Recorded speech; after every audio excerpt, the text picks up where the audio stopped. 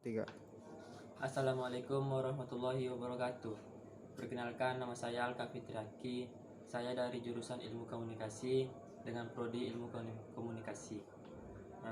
Kali ini saya akan mempresentasikan hasil ujian akhir semester saya dengan mata kuliah Komunikasi Publik dan dibimbing oleh Pak Eka Putra. Soal yang pertama, semakin lama media massa semakin canggih. Pula komunikasinya menyempurnakan interaksi masyarakat untuk melenturkan ruang dan waktu. Teknologi industri. Masyarakat ingin memahami pesan yang nyaman. Jawabannya, kehidupan sosial di era modern ini menuntut manusia lebih mengembangkan inovasi dan kreativitasnya. Misalnya dari segi media massa, yang mana perkembangannya aktif pesat. Seperti yang kita ketahui, media massa adalah alat yang digunakan dalam penyampaian pesan dari sumber khalayak atau penerima dengan menggunakan alat-alat komunikasi mekanis seperti surat kabar, film, radio, dan televisi. Di Indonesia sendiri bisa kita lihat dari zaman sejarah media massa hanya digunakan oleh pemerintah sebagai sarana untuk menyuarakan kemerdekaan Indonesia kepada penjajah Belanda. Media massa pada era modernisasi ini sekarang sangat jauh berkembang pesat, yang dulunya di Indonesia hanya digunakan oleh pemerintah untuk menyebarkan informasi, sekarang juga dijadikan sebagai sarana hiburan, promosi, iklan, dan lain-lain.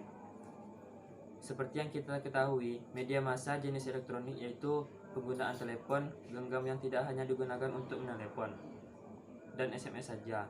Tetapi pada era modernisasi ini, kita bisa mengakses semua hal untuk menggali informasi atau lainnya melalui website, blog, atau video, sehingga lebih memudahkan dan membuat masyarakat lebih mudah memahami pesan dengan nyaman karena tidak membutuhkan waktu yang lama untuk mengakses itu semua. Soal yang kedua, apa yang dimaksud dengan pentingnya melakukan kontak mata ketika presentasi? Jawabannya, kontak mata berperan besar dalam membangun rasa kepercayaan. Dengan menatap matanya, ia akan merasa lebih nyaman dan terbuka dalam berkomunikasi. Kontak mata adalah cara untuk mendapatkan respek dari seseorang, seperti berbincang kepada orang tua atau sesama teman. Kontak mata membuktikan bahwa Anda menganggap orang itu penting. Soal nomor 3, jelaskan tahapan-tahapan dalam persiapan presentasi. Jawabannya, yang pertama menentukan topik, yang kedua menetapkan tujuan, yang ketiga mengenali situasi dan mengenali audiens, yang keempat menyusun materi, yang kelima menentukan pendekatan yang digunakan, yang keenam menyusun desain slide dan latihan. Soal nomor 4, apa yang dimaksud dengan karakter komunikasi publik? Jelaskan setiap karakter tersebut.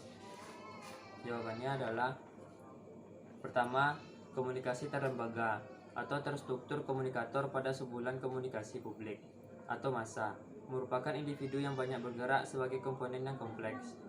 2. Pesan bersifat umum. Komunikasi publik atau massa merupakan jenis komunikasi yang bersifat terbuka. Yang ketiga, komunikan untuk anonim dan heterogen. Anonim, tidak diketahui siapa dan di mana penerima pesan tersebut. Heterogen, maknanya luas, beragam, atau berbeda. Yang keempat, pesan serempak atau waktu yang bersamaan. Komunikasi publik atau massa selalu memiliki komunikan yang relatif lebih banyak dibandingkan dengan komunikasi jenis lainnya. Yang kelima, mengutamakan isi daripada hubungan atau timbal balik. Di dalam setiap komunikasi selalu memiliki unsur isi konten atau pesan dan hubungan atau timbal balik dari komunikan. 6. Bersifat satu arah.